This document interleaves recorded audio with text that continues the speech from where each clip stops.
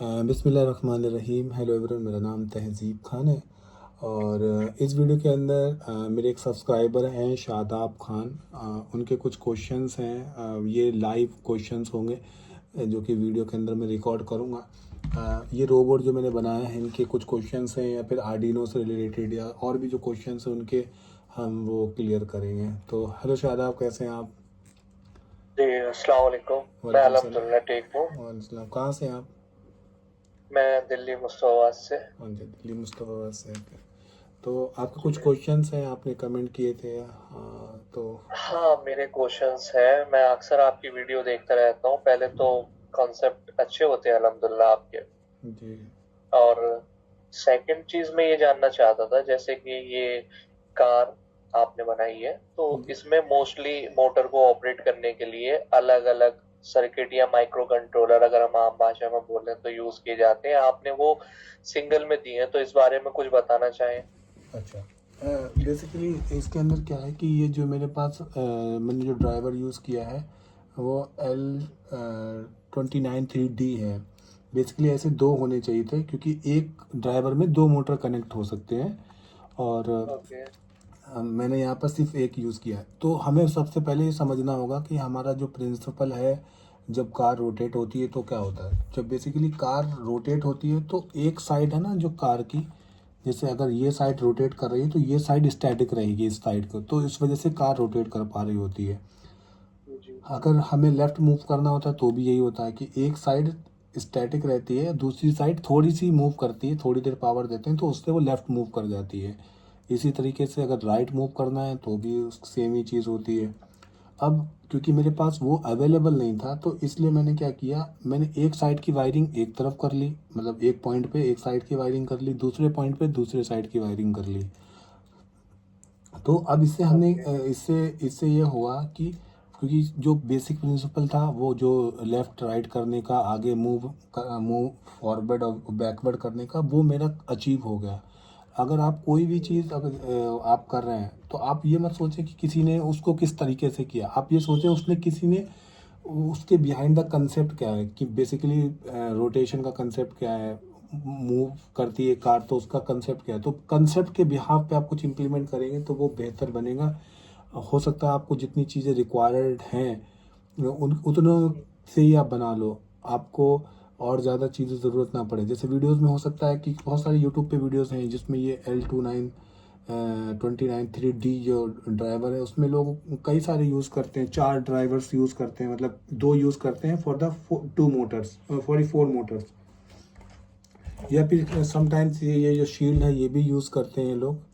तो हाँ, ये डिपेंड्स करता है कि अगर आपके पास है तो ठीक है यूज़ कर लो आप, लेकिन अगर नहीं है तो आप कंसेप्ट समझो कि कैसे वर्क कर रहा है।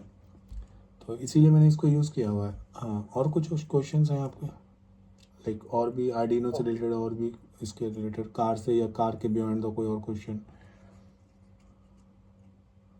हाँ, और ये आपने R3 यूज किया है इसमें, जहाँ तक कि मैं देख पा रहा हूँ। हाँ, R3 यूज़ किया हुआ है मैंने। हाँ, तो इसकी जगह कोई और माइक्रो कंट्रोलर क्यों नहीं यूज किया आपने? देखो, इसमें क्या खूबी थी आपको लगी?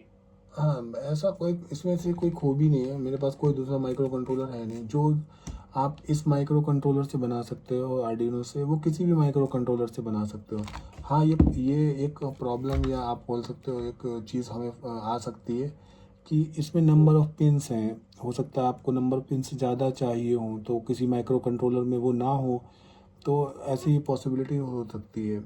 लेकिन अगर आपको को आपने जो भी काम किया है तो आप किसी भी माइक्रो कंट्रोलर में सेम काम किसी भी माइक्रो कंट्रोलर में कर सकते हो। ये जो मैंने काम किया है वो मैं STM32 में भी कर सकता हूँ, क्योंकि उसमें भी नंबर ऑफ़ पिन्स बहुत सारी मिल जाती है हमें। आर्डिनो मेगा में भी कर सकता हूँ, यहाँ तक कि मैं आर्डिनो नैनो में भी यूज़ कर सकता हूँ अगर मुझे वहाँ पे रिक्वायर्ड पिन्स मिल रहे हैं। तो ये डिपेंड्स करता है कि हमारी कितनी पिन्स की रिक्वायरमेंट है। तो बेसिकली यही मेरे पास अवेलेबल था तो मैंने इसके ऊपर काम कर लिया। जी। ओके।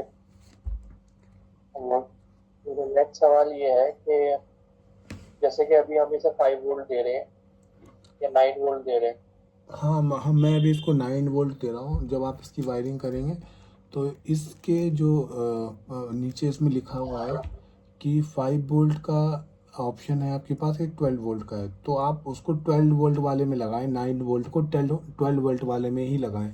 क्योंकि अभी मैंने जो यहाँ पर किया था, तो क्या किया था, मैंने इसको 5 वोल्ट में कनेक्शन दिया था 9 वोल्ट का, और जब मैं एक okay. Motor single motor rotate कर रहा था मैनुअली तो रोटेट हो रहा था, लेकिन जब मैंने इसी पॉइंट पे 2 मोटर्स का कनेक्शन किया तब ये रोटेशन बंद हो गया, बिकॉज करंट का इशू आ रहा होगा, क्योंकि एक साथ वो कई 2 मोटर रोटेट कर रहा है तो उसको ज़्यादा करंट की रिक्वायरमेंट है, लेकिन 5 वोल्ट से एक लिमिटेड करंट ही वापस मिल रहा होगा उसको। तो इस वजह से मैंने उसको 12 वोल्ट में लगाया 9 वोल्ट की इनपुट को। ओके।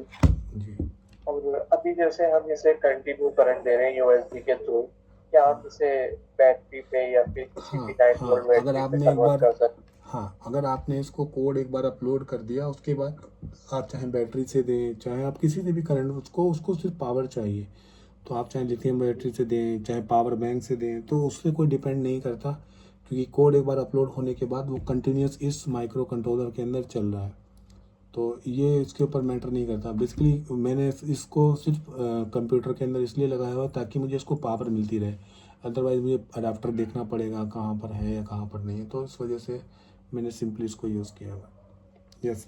हैं? ओके।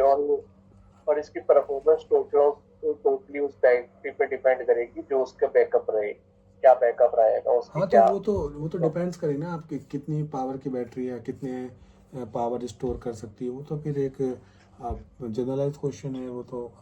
पावर बैंक भी है, मोबाइल है, 12 घंटे यूज़ करना है तो 12 घंटे के बाद वो डाउन ही हो जाता है, फिर हमें चार्ज करना पड़ता है। तो फिर तो डिपेंड्स करता है कि आपने क्या बनाया हुआ है और आपको कितनी देर बाद उसको चार्जिंग प्रोवाइड कर सकते हो, उसके अकॉर्डिंगली होता है। सो अभी आपका ये मॉडल प्रॉपर कंप्लीट है? अभी देखो, कभी भी कोई चीज़ कंप्लीट नहीं होती है, बिकॉज जो आने वाले टाइम में हो सकता है मैंने जो अभी ये मॉडल बनाया हो, कि अभी कितना भी परफेक्ट बना लिया हो, तो ये पर्टिकुलर टाइम मूवमेंट के लिए तो परफेक्ट है, लेकिन आने वाले टाइम के लिए ये भी बेकार हो जाएगा, इसमें इम्प्रूवमेंट की ज़रूरत होगी। एग्ज़ाम्पल मैं देता हूँ, जैसे जब हमारे पास फ़ोन्स आए थे, टेलीफोन्स आए थे, तो वायर्ड टेलीफोन्स यूज़ हो रहे थे, लोगों ने समझा कि अब हमारी बातचीत पूरी हो पा रही है उससे, तो शायद इससे ज़्यादा कोई बड़ा वर्जन नहीं आएगा। फिर वायरलेस आ गया, फिर वायरलेस में भी आप देखें टच आ गया, टच के बाद भी फिर 4G 5G, तो अब ये 5G के बाद ये अल्लाह जाने की कौन सी टेक्नोलॉजी आएगी। तो वही है कि कभी भी कोई चीज़ कभी मुकम्मल नहीं होती, इंसान कभी मुकम्मल नहीं हो पाता, ज़िंदगी से चला जाता है, तो फिर ये तो चीज़ें बाची हैं, वो तो कभी कहाँ मुकम्मल हो पाएंगी। बेशक बेशक, but sorry to interrupt you, मैं जानना चाह रहा हूँ जब आपने प्रोजेक्ट शुरू किया था उसके हिसाब से उस मुताबिक अब तक ये उस काबिल आ चुकी है, मैं वो जानना चाह रहा हूँ। अब हाँ, रही बात। जो मेरा एम था इस प्रोजेक्ट को लेके, जो मुझे बनाना था वो आई गेस मैं शायद अचीव कर चुका हूँ। वो तो अभी प्रैक्टिकल, क्योंकि इसका एक पहिया गायब है, इसका एक व्हील गायब है, तो मैं तो कह नहीं सकता कि अभी इतना कम किस लेवल तक ये पहुंचा है, लेकिन ऑल तो मैंने कोड डाल के देख लिया है, इसमें चीज़ें चला के देख ली हैं, बस फिजिकली अभी ये चल नहीं रहा है, बिकॉज क्योंकि इसका एक यहाँ से एक पहिया गायब है, तो इस वजह से ये चल नहीं रहा। इंशाल्लाह चलेगा, क्योंकि चीज़ें अगर आपने कंसेप्ट पे बनाई है तो आपको मेक श्योर रहना पड़ेगा कि वो चलेगा। अगर आपने चीज़ें कॉपी पेस्ट करके बनाई है तो आपको डाउट होना चाहिए कि हाँ शायद नहीं चलेगा, चलेगा नहीं चलेगा, लेकिन मैं मेक श्योर हूँ कि मेरा कंसेप्ट चल रहा है। मैंने जो कंसेप्ट सोचा है दिमाग में, वो चैट जीपीटी से लिखवाया था मैंने, तो मुझे इतना श्योर है कि मेरा कंसेप्ट बिल्कुल सही है, वो चलेगा। मेरा कंसेप्ट ये था कि ये पहले रोटेशन करे, जहाँ पे भी सिग्नल मिले उस डायरेक्शन में ये मूव करे, मूव फॉरवर्ड करे, सिंपल इज़ डैट। वही मैंने कोड चैट जीपीटी को बोला, उसने लिख के दिया और मैंने उसको यूज़ किया। यस। Next question.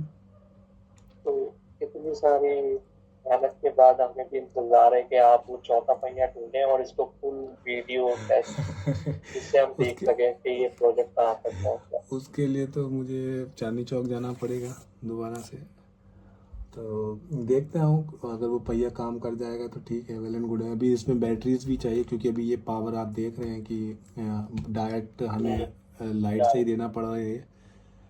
तो अभी वो पावर्स के लिए भी इसके लिए इंतज़ाम करने पड़ेंगे। बेसिकली जो कंसेप्ट है वो क्लियर कर देता हूँ मैं, फिर बाकी चीज़ें तो आप खुद ही मैनेज कर सकते हो, इतने तो कैपेबल हो सब लोग, जो भी लोग ये वीडियो देख रहे हैं सारे।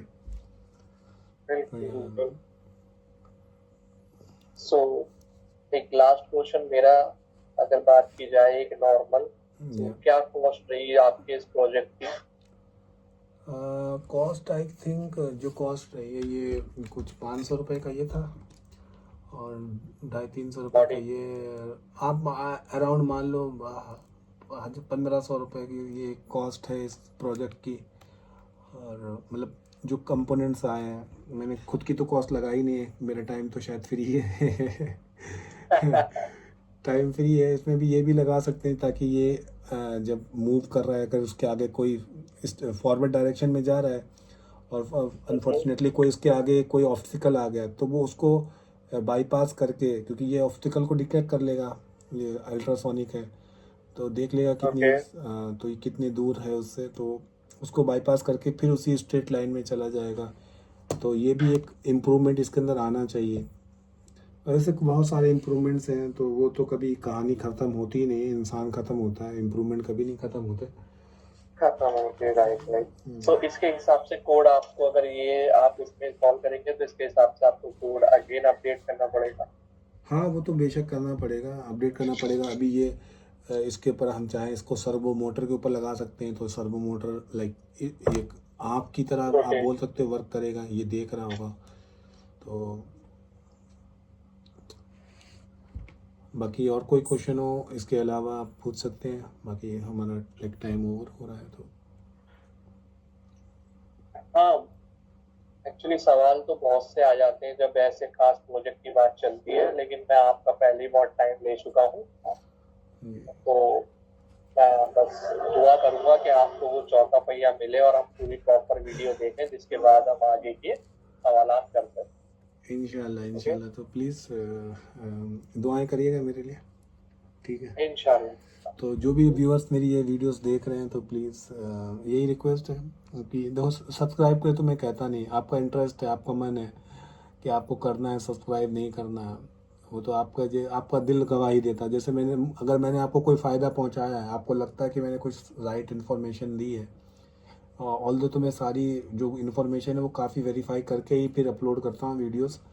अगर वो गलत होती है तो फिर या तो मैं वीडियोस डिलीट कर देता हूँ, या फिर उसको करेक्ट बोल देता हूँ कि ये इनकरेक्ट थी, फिर उसको करेक्ट भी कर देता हूँ। तो अगर आपको लगती हो कि इन्फॉर्मेशन वीडियो लाइक इन्फॉर्मेटिव है, कुछ सही है, तो आप चैनल सब्सक्राइब भी कर सकते हैं। और अगर नहीं करना चाहते मत कीजिए। अगर कोई चीज़ मेरी यूज़ कर रहे हैं, कुछ सीखा है, तो एटलीस्ट उसके बदले में मुझे दुआएं तो दे ही सकते हैं, उसमें तो आपका कुछ नहीं रहता। जब आप वीडियो देख रहे हैं उसी समय आप दुआ दे दें, बाद में तो किसी को याद नहीं रहता कि मुझे किसी को दुआ देना थी, ठीक है। तो मिलते हैं इस वीडियो के तो thank you so much Shadab Saifi, sorry. तो ठीक है, thank you so much, Allah हाफिज़।